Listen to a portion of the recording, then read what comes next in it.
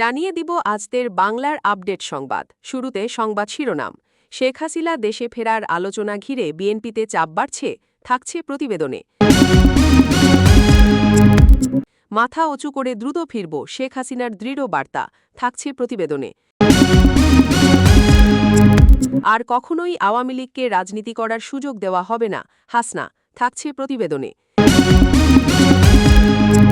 ঈদের আনন্দ সবার মাঝে ছড়িয়ে দিন, ওবায়দুল কাদেরের আহ্বান, থাকছে প্রতিবেদনে।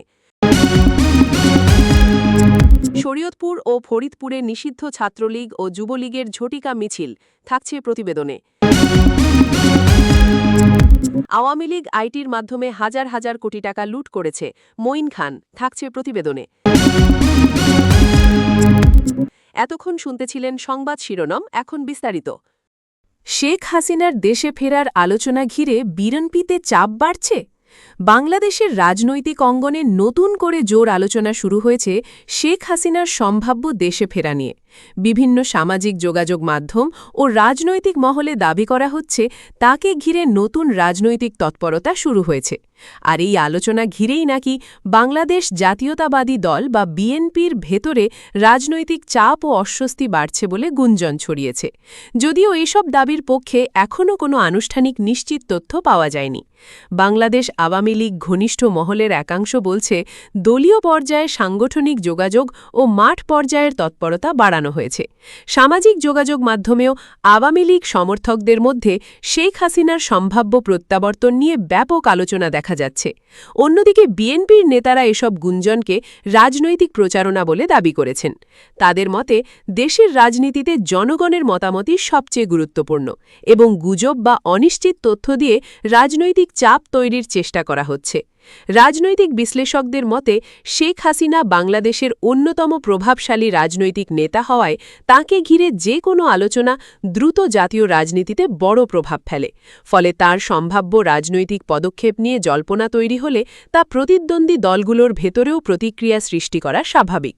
বিশ্লেষকদের একাংশ মনে করছেন বর্তমান সময়ে সামাজিক যোগাযোগ মাধ্যম রাজনৈতিক উত্তেজনা ও গুঞ্জন তৈরির বড় মাধ্যম হয়ে উঠেছে। ফলে আনুষ্ঠানিক তথ্য ছাড়াই বিভিন্ন আলোচনা দ্রুত ছড়িয়ে পড়ে এবং রাজনৈতিক পরিবেশে প্রভাব ফেলে। এদিকে সাধারণ মানুষের মধ্যেও বিষয়টি নিয়ে কৌতূহল তৈরি হয়েছে। কেউ মনে করছেন শেখ হাসিনাকে ঘিরে নতুন রাজনৈতিক সমীকরণ তৈরি হতে পারে, আবার কেউ এটিকে নিছক রাজনৈতিক কৌশল বা গুজব হিসেবেও দেখছেন। আইন শৃঙ্খলা রক্ষাকারী বাহিনীও রাজনৈতিক পরিস্থিতির ওপর নজর রাখছে বলে জানা গেছে।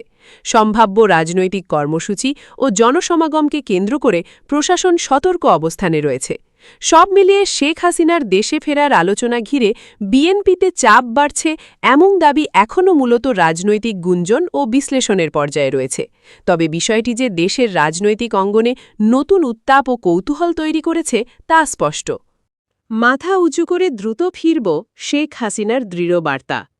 বাংলাদেশে বিএনপি ক্ষমতায় আসার পর দ্বিপাক্ষিক সম্পর্কের নতুন ইনিংস শুরু করেছে মোদি সরকার।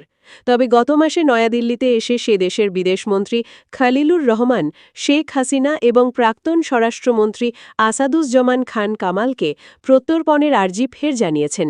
বিদেশ মন্ত্রক সূত্রের খবর, হাসিনাকে ফেরত পাঠানো নিয়ে কোনো চিন্তাভাবনা এখনও প্রধানমন্ত্রীর দফতরের নেই। এই পরিস্থিতিতে তার নিজের এবং আওয়ামী লীগের অন্য নেতাদের দেশে ফেরা নিয়ে একান্ত সাক্ষাৎকারে মুখ খুললেন শেখ হাসিনা। প্রসঙ্গত ৬ বছরের নির্বাসিত জীবন কাটিয়ে ১৯৮১ সালের ১৭ই মে তিনি নিজ দেশে ফিরেছিলেন। তার ঠিক ৪৫ বছর পর ভারতে চলে আসা হাসিনার বক্তব্য, আমাকে ১৯ বার হত্যার চেষ্টা করা হয়েছে। ২০০৪ সালের ২১শে অগস্ট গ্রেনেড হামলা করে আমার দলকে ধ্বংস করে দেওয়ার ষড়যন্ত্র হয়েছে, কিন্তু থামানো যায়নি। সৃষ্টিকর্তা যেহেতু বাঁচিয়ে রেখেছেন, আমি দ্রুতই বাংলাদেশের মাটিতে ফিরব। মাথা উঁচু করে দেশে গণতান্ত্রিক পরিবেশ ফেরানোর গর্ব নিয়েই ফিরব। কিন্তু আওয়ামী লীগের উপর নিষেধাজ্ঞা থাকলে কিভাবে প্রত্যর্পণ সম্ভব? শেখ হাসিনার কথায়, বঙ্গবন্ধুকে সপরিবার হত্যা করার পরেও তৎকালীন শাসক গোষ্ঠী আওয়ামী লীগকে ধ্বংস করার সব চেষ্টা করে, কিন্তু উল্টো আওয়ামী লীগ শক্তিশালী হয়েই ফিরে এসেছে। যারা এই নিষেধাজ্ঞাকে স্থায়ী মনে করছেন তাদের ইতিহাসের পাতায় চোখ রাখতে বলবো। আমাদের কোটি কোটি সমর্থক এবং লাখো নেতাকর্মী দেশেই রয়েছেন। এখনও আমার ছাত্রলীগের ছেলেরাই অসহায় কৃষকদের পাশে রয়েছে। ইউনূসের নেতৃত্বাধীন অবৈধ অন্তর্বর্তী সরকার এবং সাজানো নির্বাচনের মাধ্যমে গঠিত বিএনপি সরকারের অপশাসনের বিরুদ্ধে আমাদের নেতাকর্মীরা সরব। আওয়ামী লীগ মানুষের আবেগে রয়েছে, ফলে আমাদের ফিরে আসা অনিবার্য, শুধু কিছু সময়ের ব্যাপার। আরও সংগঠিত হয়ে শক্তিশালী হয়ে ফিরব। নীরবে তার প্রস্তুতি চলছে।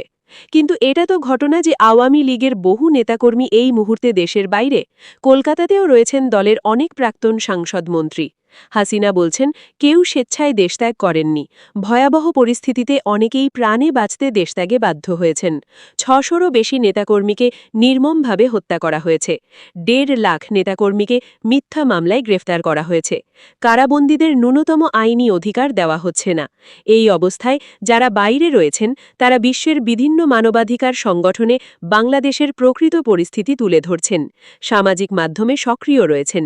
দেশে ন্যূনতম গণতান্ত্রিক পরিবেশ ও আইনের শাসন তৈরি হলেই তারা ফিরবেন। শত প্রতিকূলতার মধ্যেও যারা দলীয় কর্মসূচি পালন করছেন, দল তাদের সর্বোচ্চ মূল্যায়ন করবে। ভারতের সঙ্গে সম্পর্কের মূল্যায়ন কিভাবে করছেন শেখ হাসিনা, বিশেষ করে তার বিরুদ্ধে বিরোধীদের বরাবরই অভিযোগ ভারত তোষণের। হাসিনার কথায় আমাদের বিরোধী শক্তিরা সর্বদাই এই অভিযোগ করেছে আওয়ামী লীগ নাকি ভারতের কাছে দেশ বিক্রি করে দিয়েছে, দেশ বিরোধী চুক্তি করেছে।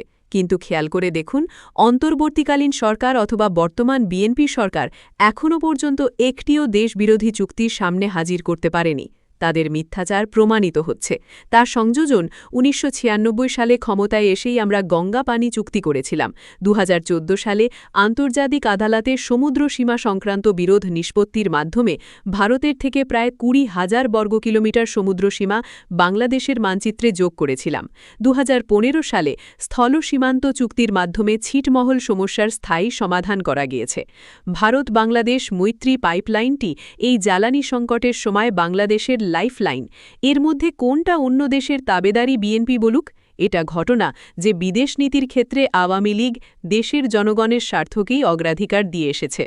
জাতীয় নাগরিক পার্টির দক্ষিণ অঞ্চলের মুখ্য সংগঠক ও কুমিল্লা ৪ আসনের সংসদ সদস্য হাসনাত আবদুল্লাহ বলেছেন, এদেশে আর কখনোই আওয়ামী লীগকে রাজনীতি করার সুযোগ দেওয়া হবে না। যে দলের প্রধানরা দেশের লাখ লাখ নেতাকর্মীকে ফেলে পালিয়ে যায়, এ দেশে তাদের রাজনীতি করার কোনো অধিকার নেই। আমাদের মধ্যে মতভেদ থাকতে পারে, তবে আওয়ামী লীগের ব্যাপারে আমরা সবাই ঐক্যবদ্ধ। সোমবার ১৮ মে দুপুরে কুমিল্লার ১৪গ্রাম বাজারে আয়োজিত পদযাত্রা ও পথসভায় প্রধান অতিথির বক্তব্যে তিনি এসব বলেন। বর্তমান রাজনৈতিক ও প্রশাসনিক পরিস্থিতি নিয়ে তিনি বলেন, আমরা এখন বিরোধী দলে আছি। অতি উৎসাহী কিছু পুলিশ পদোন্নতির আশায় নেতাকর্মীদের মারধর ও হয়রানি করছে। তবে এটি শুধু পুলিশের দোষ নয়, পুলিশ প্রশাসনকে রাজনৈতিক প্রভাবমুক্ত রাখতে হবে। অতীতে সোশ্যাল মিডিয়া মাধ্যমে লেখার কারণে গ্রেপ্তার হতে হয়েছে। বর্তমান সময়েও একই পরিস্থিতি বিদ্যমান। হাসনাত আবদুল্লাহ বলেন, বেগমপাড়ায় আমাদের কোনো বাড়ি নেই, কোনো গাড়ি নেই, অথচ আমাদের মুরব্বীদের অনেকেরই সেখানে বাড়ি-গাড়ি রয়েছে। তাদের সন্তানরা বিদেশে পড়াশুনো পড়ে, চিকিৎসা নিতে বিদেশে যায়। সাধারণ মানুষ দেশে চিকিৎসা নিলেও কিছু অসাধারণ মানুষ বিদেশে গিয়ে চিকিৎসা সেবা নেয়। এই বৈষম্যমূলক ব্যবস্থা থেকে বেরিয়ে আসতে হবে। বেকারমুক্ত বাংলাদেশ গড়ার কথা উল্লেখ করে তিনি বলেন, দেশের যুব সমাজকে কাজে লাগাতে হবে। সরকারি প্রতিটি সেক্টরে মেধাবীদের সুযোগ নিশ্চিত করতে হবে। পাশাপাশি বেসরকারি খাতে কর্মসংস্থানের ব্যবস্থা এবং এসএমই খাতকে আরও গতিশীল করতে হবে। আগামী বাজেটে এসব দাবি অন্তর্ভুক্ত করতে হবে। দেশের শিক্ষা ব্যবস্থাকেও আধুনিকায়ন করতে হবে। ১৪গ্রামকে বর্ডার এলাকা উল্লেখ করে তিনি বলেন, যারা মাদক ব্যবসা করে তারা দেশ ও জাতির শত্রু। তারা যুব সমাজকে ধ্বংস করছে। পুলিশ ও মাদক কারবারি একসঙ্গে চলতে পারে না। মাদক কারবারিদের বিরুদ্ধে জিরো টলারেন্স নীতি গ্রহণ করতে হবে। কোরবানি ঈদ সামনে, ঈদের আনন্দ সবার মাঝে ছড়িয়ে দিন। ওবায়দুল কাদের। পবিত্র কোরবানি ঈদকে সামনে রেখে দেশবাসীর প্রতি সম্প্রীতি, সহমর্মিতা ও মানবিকতার আহ্বান জানিয়েছেন ওবায়দুল কাদের। তিনি বলেছেন, ঈদের আনন্দ শুধু নিজের মধ্যে সীমাবদ্ধ না রেখে সমাজের সবার মাঝে ছড়িয়ে দিতে হবে। এক শুভেচ্ছা বার্তায় তিনি উল্লেখ করেন, কোরবানি ঈদ ত্যাগ, মানবতা ও ভ্রাতৃত্ববোধের শিক্ষা দেয়। সমাজের অসহায়, দরিদ্র ও সুবিধাবঞ্চিত মানুষের পাশে দাঁড়ানোর মধ্য দিয়েই ঈদের প্রকৃত আনন্দ পূর্ণতা পায় বলে তিনি মন্তব্য করেন। বাংলাদেশ আওয়ামী লীগ নেতারা জানান, ঈদ উপলক্ষে দলীয় নেতাকর্মীদেরও সাধারণ মানুষের পাশে দাঁড়াতে এবং সামাজিক সম্প্রীতি বজায় রাখতে নির্দেশনা দেওয়া হয়েছে। বিভিন্ন এলাকায় ঈদ সামগ্রী বিতরণ, অসহায় মানুষের সহায়তা এবং শান্তিপূর্ণ পরিবেশ বজায় রাখার উপর গুরুত্ব দেওয়া হচ্ছে বলেও তারা জানান। ওবায়দুল কাদের আরও বলেন, ধর্মীয় উৎসবগুলো পারস্পরিক সৌহার্দ্য ও ঐক্যের বার্তা বহন করে, তাই ঈদের সময় সবাইকে ভেদাভেদ ভুলে একে অপরের প্রতি সহমর্মী হওয়ার আহ্বান জানান তিনি। এদিকে কোরবানি ঈদ উপলক্ষে রাজধানীসহ দেশের বিভিন্ন এলাকায় প্রস্তুতি শুরু হয়েছে। পশুর হাট, পরিবহন ব্যবস্থা, নিরাপত্তা এবং বর্জ্য ব্যবস্থাপনা নিয়ে প্রশাসনও বিভিন্ন পদক্ষেপ নিচ্ছে বলে জানা গেছে। রাজনৈতিক বিশ্লেষকদের মতে, বড় ধর্মীয় উৎসবগুলোতে রাজনৈতিক নেতাদের শুভেচ্ছা ও সম্প্রীতির বার্তা দেশের সামাজিক পরিবেশে ইতিবাচক প্রভাব ফেলে। বিশেষ করে বর্তমান সময়ে সামাজিক ঐক্য ও সহনশীলতার বিষয়টি আরও গুরুত্বপূর্ণ হয়ে উঠেছে। সামাজিক যোগাযোগ মাধ্যমেও ওবায়দুল কাদেরের এই বার্তা নিয়ে আলোচনা চলছে। অনেকে ঈদের সময় দরিদ্র মানুষের পাশে দাঁড়ানোর আহ্বানকে ইতিবাচক হিসেবে দেখছেন। সব মিলিয়ে কোরবানি ঈদকে সামনে রেখে ঈদের আনন্দ সবার মাঝে ছড়িয়ে দিন ওবায়দুল কাদেরের এই আহ্বান দেশবাসীর মধ্যে সম্প্রীতি, মানবিকতা ও সহমর্মিতার বার্তা পৌঁছে দিয়েছে। শরীয়তপুর ও ফরিদপুরে নিষিদ্ধ ছাত্রলীগ ও যুবলীগের ঝটিকা মিছিল। শরীয়তপুরের জাজিরায় নিষিদ্ধ ছাত্রলীগ ও ফরিদপুর শহরে নিষিদ্ধ যুবলীগের নেতাকর্মীরা ঝটিকা মিছিল করেছেন। শরীয়তপুরে আজ সোমবার দুপুরে এবং ফরিদপুরে রোববার সন্ধ্যায় তারা মিছিল নিয়ে বের হন।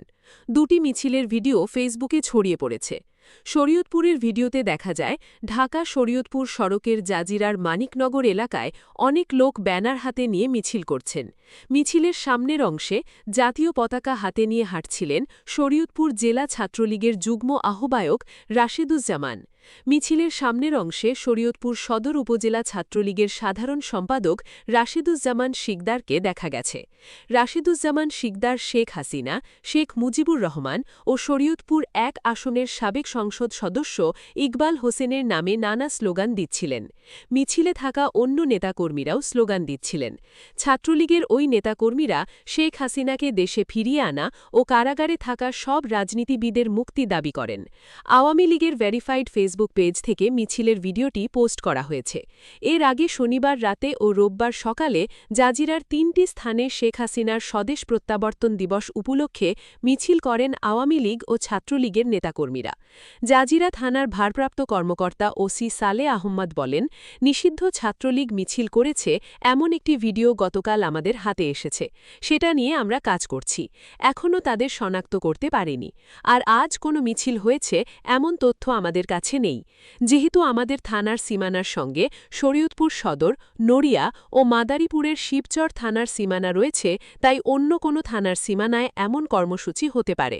আমরা বিষয়টির খোঁজ নিচ্ছি। গতকাল রোববার সন্ধ্যা ৭:৩০টার দিকে ফরিদপুর শহর সংলগ্ন ঢাকা-বরিশাল মহাসড়কে ফরিদপুর শহর বাইপাস সড়কে ঝটিকা মিছিল করেন নিষিদ্ধ যুবলীগের নেতাকর্মীরা।